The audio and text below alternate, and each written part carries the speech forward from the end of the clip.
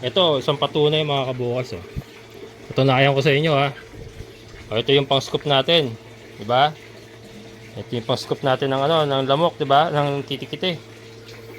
Sasalok tayo. Kung may kitikite yan. Oh. Zero mga kabukals. Oh. Wala man lang. O, isa pa. Baka sabihin nyo chamba eh. Oh. Wala, dumi yan. Hindi gumagalaw eh, oh. Napaka-effective mga kabukals yung ginawa natin. Na hito ang nilagay natin dito sa ating ano, aquaponics.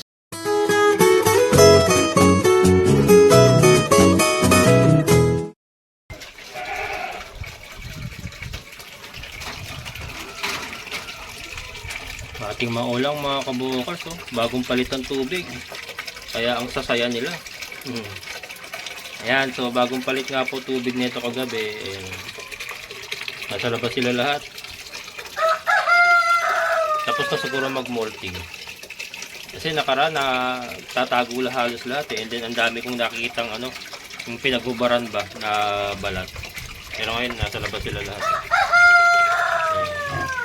Yan pa rin ang ano natin, sistema natin, oh. Yan, oh, pa-fountain lang yung ating motor.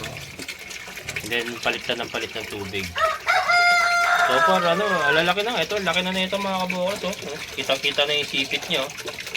Kitang-kita na yung sipit. Nakuha natin yan eh, maliliit, parang puro ganito lang yung mga yan, oh. Pero ngayon, oh, may ganyan na tayo mga kabukas, oh. Malaman na yan, kung pwede ng ano yan, kung pwede na yung garlic butter. Garlic butter. May sipit na eh, oh. Sipit na, ayun, oh, may isa pa natin sa hiding, oh. Nakalabas yung sipit, oh. Kita nyo ba? Sipit lang nakalabas, ang laki. So, ibig sabihin, ang laki na nasa loob na yan. Kasi yung sipit niya malaki, nakalabas. Kita niyo ba? Ayan, oh. Ayan. So, sabi ko nga mga kabukals, kahit may hito tayo doon sa ating aquaponics pad, hindi natin titigilan itong ulang. And masasabi ko na I'm starting to get the hang of it. Sabi nga naman yung Inglesero. I'm starting to get the hang of it mga kabukals. Madali lang sila alagaan, no? Actually. Ito nga, oh, palit ng tubig. Oh, tapos iwanan ko na, hagisan ko lang sa gabi. Sa gabi ko sila pinapakain eh. Hagisan ko lang sa gabi ng feeds, ayan, oh. Yan na lang natira sa hinagis ko kagabi, mga 3 kutsara yung hinagis ko kagabi. Tapos yung kanin, talaga kinakain nila yung kanin mga kabukals kasi ubos yung kanin, no? Wala akong nakitang kanin. Kahit nung nag-drain ako gabi, wala akong nakitang kanin. So ibig sabihin, kinakain talaga nila yung kanin.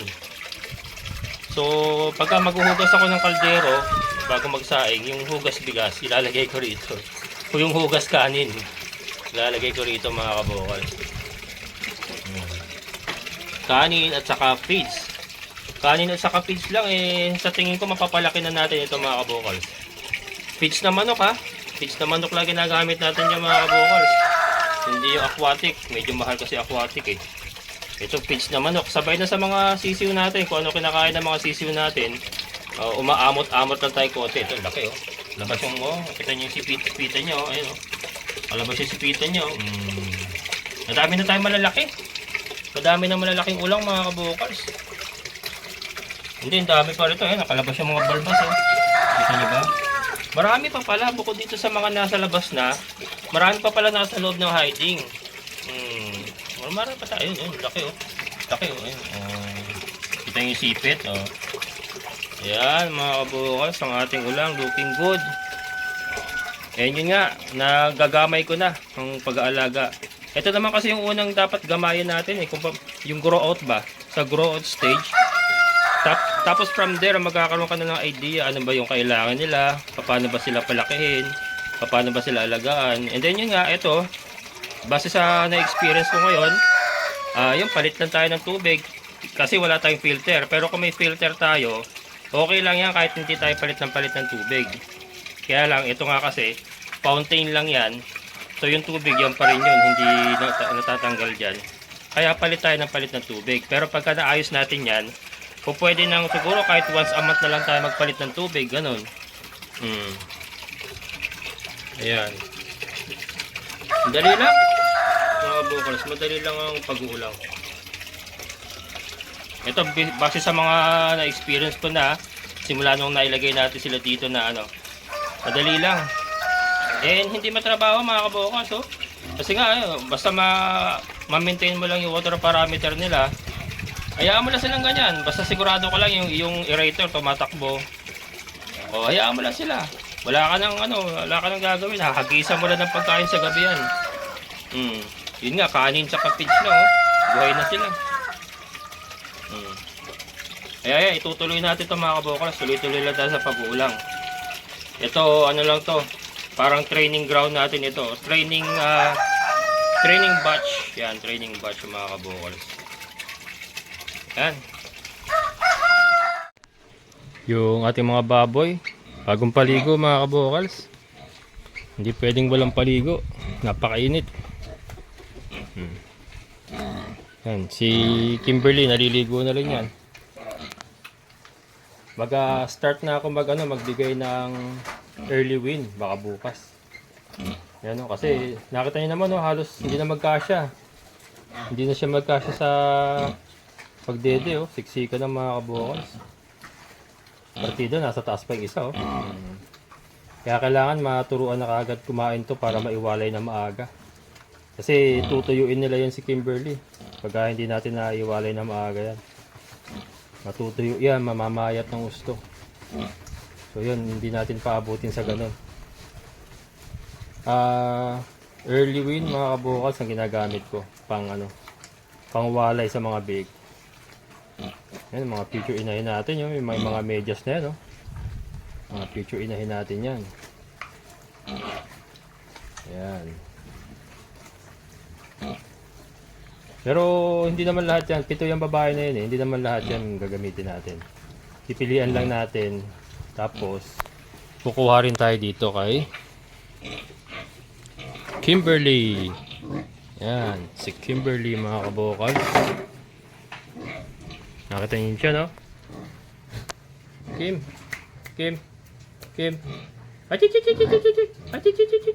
Yan. Humpak na. First week of May pala ang kanyang due date, mga kabukal. Nagkamali ako doon sa basa ko sa aking listahan. Ang pagkakaalam ko, 2 weeks ang interval nila, hindi pala. Parang 3 weeks kasi first week of May pa siya. Ito, more than 1 week pa lang itong anak ni Kimberly. Siya, first week of May pa siya due date. So yun, nasa 3 weeks ang kanilang pagitan. Mahigit 3 weeks. Yun, presko ang kanilang pakaramdam gawa ng bagong ligo. Ayan. Dito mga kabukal, si Kimberly lang ang ini-sprayan natin, yung mga big, iniiwasan natin yan. Hindi pa natin, kaya lang syempre hindi maiwasan, mababasa din sila. Pero pinupuntirya talaga natin paliguan, yung inahin lang. Hindi natin talaga binabasa yung mga anak. Yan, ito yung ating mga decal brown. Ito nga sa ating free range, sa ilalim ng kambingan natin. Ayan. Nalinis na talaga nila, Kaya tinanggal ko na rin yung sarahan dito. Kasi nalinis na nila yung wala nang amoy. Kaya ang purpose naman kasi kaya sinara natin kasi yung amoy umaabot sa baboy. Pero since nakalkal na nila, nalinis na, wala nang amoy. And then yung mga retaso nating yero, kasi ang dami nga natin retasong yero doon, yung binaklas doon sa chicken coop, saka yung sa CR, itatabing ko dito, yun ang gagawin natin. Wala rin kasi yung sakong blue, ayun nagkakalat lang Nagkakalat lang yung sakong blue pagka nalugas. Kaya yero. Ito bubungan ko na, bumili na ako ng yero kanina. Bubungan na natin yan. Yan yung ating mga layers. Yan, ito mga kabukas na nakakatuwa. Di ba kahapon nga bumili tayo ng hito? Kahapon lang yon. Titignan nyo mabuti yung tubig mga kabukal. May nakikita pa ba kayong kiti-kiti? Dito usually marami. Dito yung concentration ng kiti-kiti mga kabukal. Diyan sa lugar na yan Pero wala akong nakakita. Kahit yung mga lamok na nakadikit sa ano, ayan, may mga pa isa-isa. Pero yung mga, dati napakarami sa pader, nakadikit na lamok, yung mga nangingitlog. Inaano rin pala nila, tinatalon din pala nila yung mga kabukals. Ayun, may mga lumulutang-lutang. Tinatalon din nila. So, talagang effective. Ayun. Bigla-bigla na lang silang ano lumilitaw tapos ng ano. Ayun, ayun. Nasa ilalim lahat mga kabukals. Ito, isang patunay mga kabukals. Ito nakayan ko sa inyo ha. Ito yung pang-scoop natin, 'di ba? Ito yung pang-scoop natin ng ano, ng lamok, 'di ba? Ng kitikite. Sasalok tayo. Kung may kitikite yan, oh, 0 mga kabukals, oh. Wala man lang, o isa pa. Baka sabihin nyo chamba eh. Oh. Wala, dumi yan. Hindi gumagalaw eh, oh. Napaka-effective mga kabukals yung ginawa natin. Na hito ang nilagay natin dito sa ating ano, aquaponics fish pan. Wipe out ang kitikiti. Wipe out as in 0 mga kabukals. Napakagaling. Tignan natin dito, baka sabihin nyo chamba eh. Dito. Ayan, ayan. Ayan o, ayan sila, nakita nyo ba? Mag-aabang lang kayo, may bigla-biglang ano dyan. May bigla-biglang kitilamsik ba? Na umaahon, ayun. Ito ha. I-scoop tayo ha. Yun, kamunti ko pa mahuling isa. Oh. Wala oh, hindi gumagalaw eh. Dumi yan eh oh. Dumi sa ilalim eh oh. At saka, yun nga kung titignan nyo mga kabukas, kasi dati dito napakarami, grabe. Dito sa gilid, ay, grabe napakarami. Kikilabutan ka eh. Kikilabutan ka sa dami ng kitikiti, pero ngayon wala ka na makita oh. Isang araw lang sila mga kabukas, sa kahapon lang natin nilaglag yan. Ayun oh, naglulutangan. Saka marami pa sila kinukuha. Ayan yung mga nasa ibabaw na ano. Kailangan pala makabili ako ng pang suplemento na floating pellet. Sandali lang pala sa kanila. Akala ko magtatagal sa kanila yung kitikiti. Akala ko pang isang buwan nila yon. Ginawang snack, isang araw lang mga kabukals. Ginawang snack, isang araw lang. Hindi man lang pinatagal ng ano, 1 linggo mga kabukals. Isang araw lang binanata, no? Grabe. As in 0 talaga. Ayan. So yun. So yung ating fish pan po ay kitikiti free. Yan, kitikiti free na yung ating fish pan. Yung ating mga manok. Madadagdagan niya. Meron tayong 10 bagong pisa doon. Madadagdagan yan. So ang plano natin nga, lahat po ng babae na quality na pwedeng gawing layer, kakarga na natin dito sa ating mga battery cage. Lahat.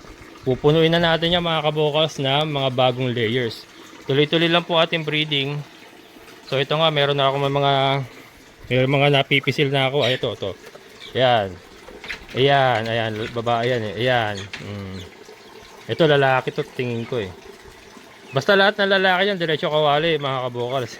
Hindi, katay. Pangkatay natin lahat ng lalaki. Ayan, lahat babae lang itutuloy natin. So, pagka tumimbang na ng mga kulang 1 kilo yung lalaki, katay na kagad para hindi na magastos ba.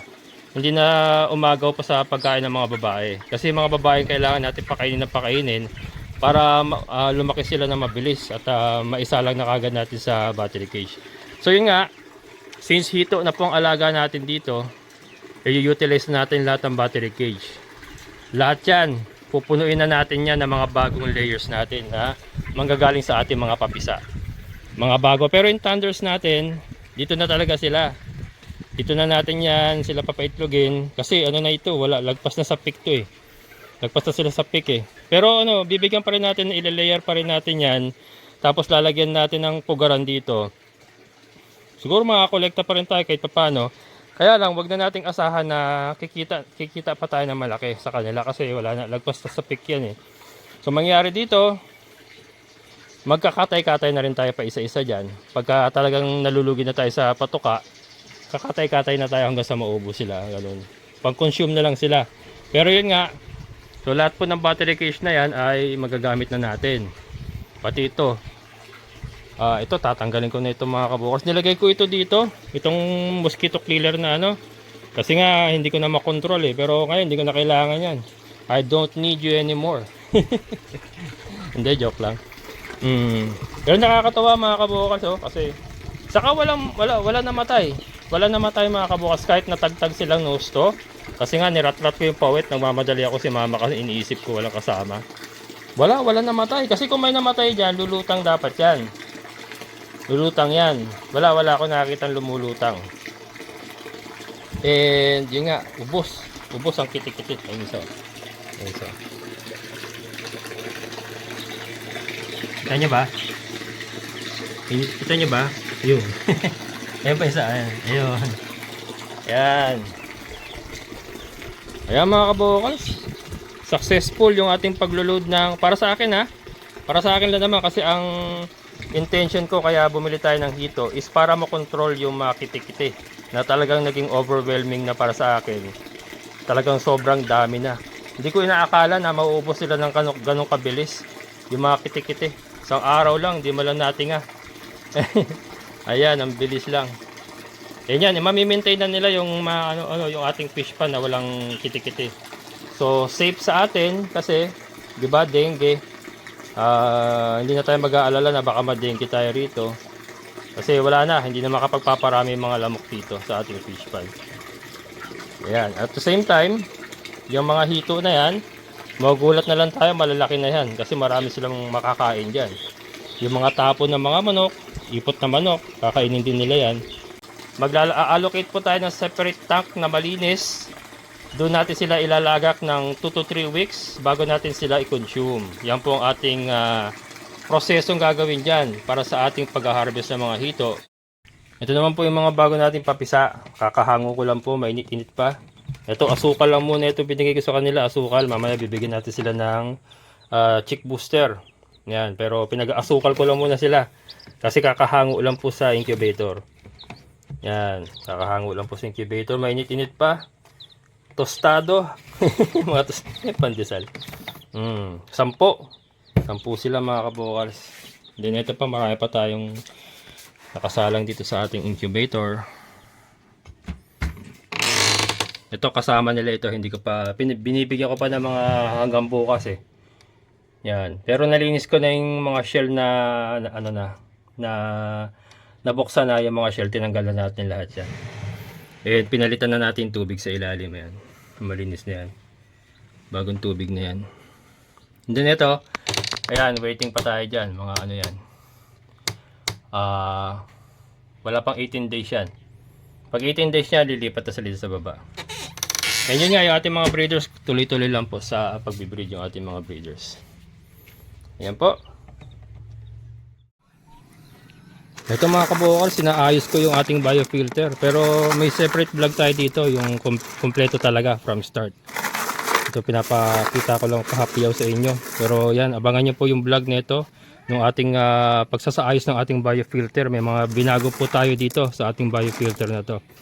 And ayan po yung ating mga tanim Katatapos lang po na napakatinding init mga kabokals. And then ayan, kumakatay na yung ating mga patola. Ayun po nakita nyo ba, paikot. Buhay lahat mga kabokals buhay lahat ng ating tinanim. Pati yung mga sitaw natin doon looking good. Ayan yung ating aquaponic system ay holding. So wala po tayong nagiging problema sa ating aquaponic system. So sana naman ay magtuloy-tuloy na po mga kabokals. And then ayan na nga po yung ating mga hito. Gumaganda po ng gumaganda yung ating sistema. So yun ang sinasabi ko mga kabokals. Hindi po natin titigilan itong ating project na ito hanggat hindi po natin na isasaayos yung buong sistema. So tiyaga lang po. Hindi naman po natin makukuha yan sa isang in just one snap of the finger. So talagang may proseso po, medyo matagal. Pero eventually po ay mape-perfect din po natin yan. And then ito, on the road to improvement na tayo sa ating aquaponic system. So hanggang dito lang mga kabokals. Abangan nyo po yung separate plug itong ating pagsasaayos ng ating biofilter para po isaayos po natin yung kondisyon ng ating tubig sa fish pond. Kasi syempre kahit hito yan, pagka nasobrahan po yan sa ammonia at sa dumi ng tubig, baka hindi rin po nila kayanin. So tutulungan natin sila by improving itong ating biofilter. May mga improvements po yan sa ilalim mga kabokals. Makakita nyo po sa vlog natin kung ano po yung mga improvements na ginawa natin sa ilalim yan. So hanggang dito na lang mga kabokals. Yung ating mga kambing looking good din. Maraming salamat sa inyong muling pagsama. Amazing na buhay.